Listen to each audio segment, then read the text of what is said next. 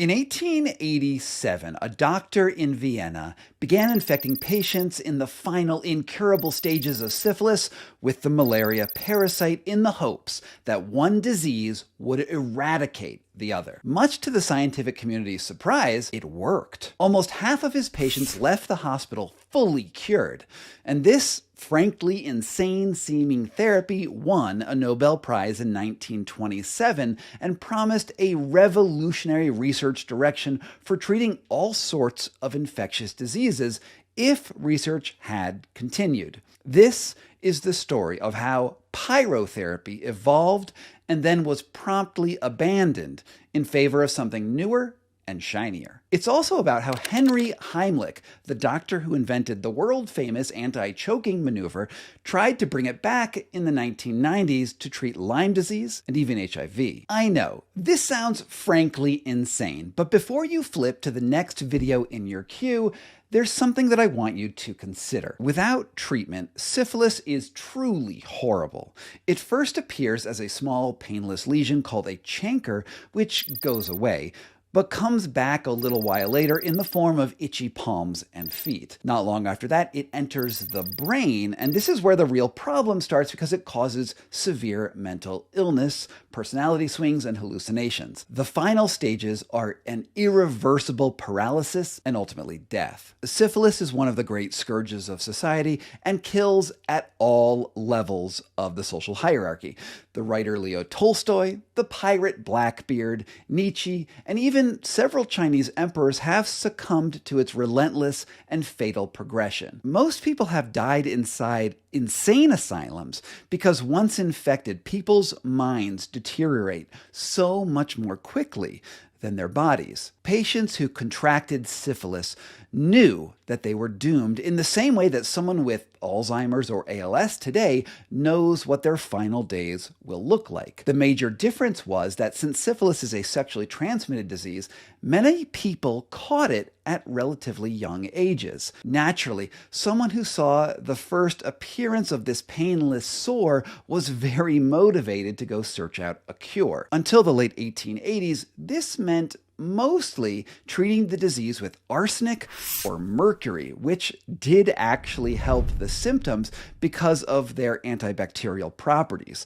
Unfortunately, the heavy metals also poisoned the patient, and the treatment was arguably worse than the disease. Because the end stages of the disease usually occurred in insane asylums, psychiatrists were often the doctors on the front lines. And there was one treatment for certain forms of insanity that had been known since ancient times, but generally ignored. The ancient Roman and Greek doctors Galen and Hippocrates both wrote that certain forms of insanity ended after the patients contracted and survived malaria infections. Enter Julius Wagner Wareg, an Austrian psychiatrist overseeing an enormous medical ward full of paralyzed and terminally ill syphilis patients. This was the beginning of the germ theory of disease, and doctors already knew that the bacteria Treponema pallidum caused syphilis, but they had no way to kill it. However, there was a cure for malaria.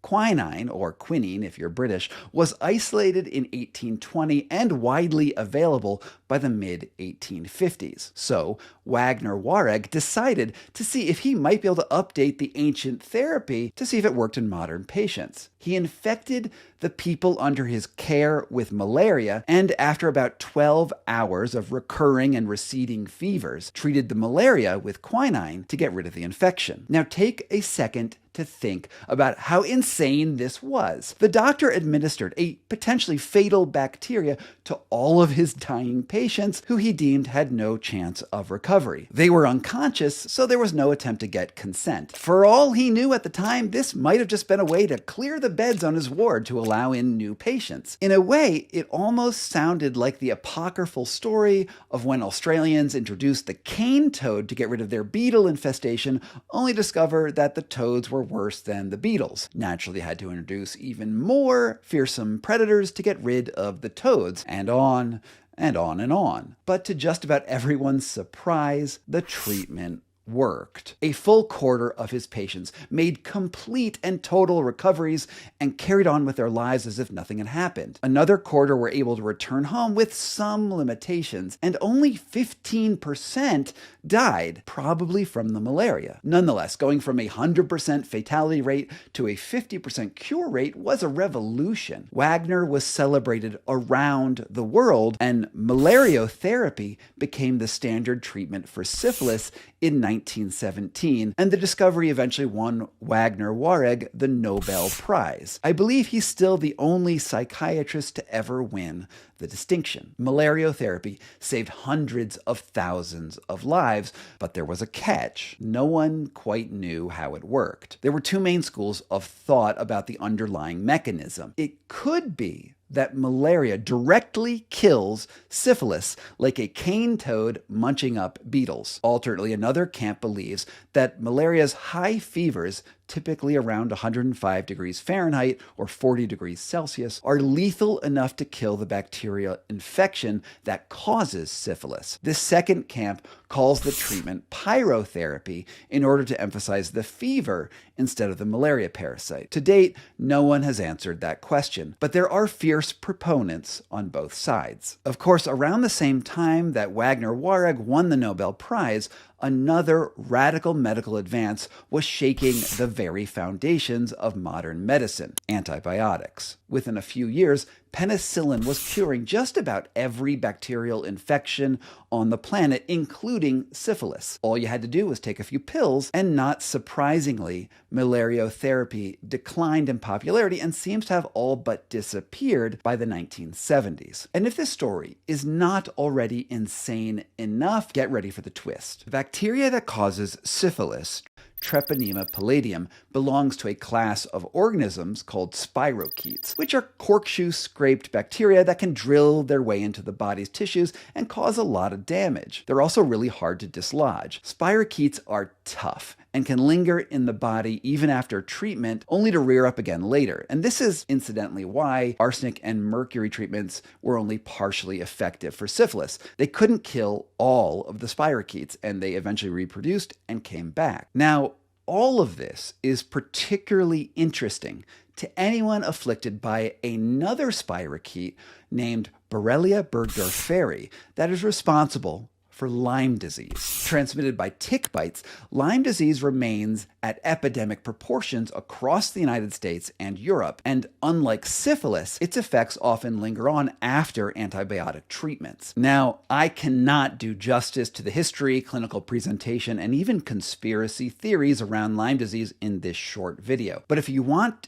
a deep dive, let me know in the comments, because there really is a lot there. What I can tell you now, though, is that in 1990, Henry Heimlich, yes, the man behind the Heimlich maneuver, wrote to the New England Journal of Medicine that malariotherapy might actually cure antibiotic-resistant Lyme disease. He even began clinical trials in China. Then, in 1994, Heimlich also got research approval to start treating HIV patients with malaria in the hopes that it could lead to a cure. Just like in the 1880s, both Lyme and HIV patients were desperate for any therapy that might offer a breakthrough. But unlike the 1880s, research practices had changed. After Nazi experiments on Jewish prisoners in the Holocaust and the Tuskegee syphilis experiments, researchers had adopted more restrictive ethical standards than they did in the previous century. Critics of Heimlich's research plan called the very idea of infecting people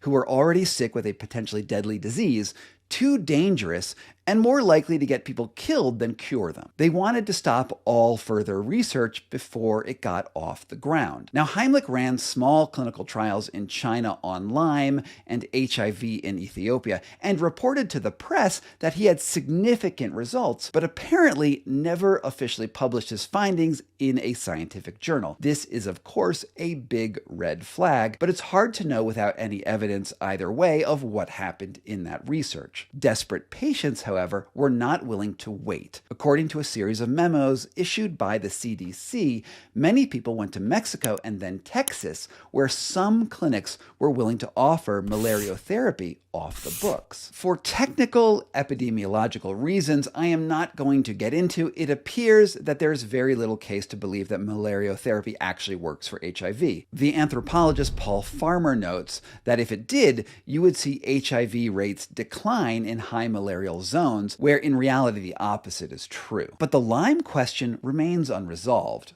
From what I've been able to determine, the CDC made a stand that no one should pursue this, quote, unproven treatment until there was more evidence to support it. At the same time, it issued guidelines that no researcher would be given approval to actually run clinical trials for malariotherapy for Lyme disease. And that's sort of where the situation stands right now. Heimlich died in 2016, still a staunch proponent for malariotherapy research. Syphilis is still pretty much under control with modern antibiotics, and pyrotherapy is pretty much abandoned. Now, there's a lot more detail to this subject that, at best, I've only given you the Cliff Notes version of. The ethical concerns are real. Lyme disease is still a huge problem, and malariotherapy, without a doubt, saved countless lives. I've put some links to some great summaries down in the description, but before I go, I want to leave you with one final thought. We like to think of the history of medicine as a continual march towards perfection. Medical education mostly ignores the false starts, scientific dead ends, and partial cures from earlier eras. We like to think that innovation does not look backwards, but the reality is that medical progress is more complicated. Research branches out in hundreds of different directions and shines light on different aspects of what might constitute a cure and how even we think about what defines a disease. When another cure comes along that appears more effective, it's distressingly common to cast aside all other medical paradigms in favor of something that's easier. The medical industry abandons treatment protocols for two main reasons. First is that a newer therapy, like the invention of antibiotics, makes older protocols too cumbersome and expensive to pursue. And second, newer drugs and patents are often more profitable than older treatments, regardless of how well they worked. Antibiotics are easy. Their curative power is obvious and rapid.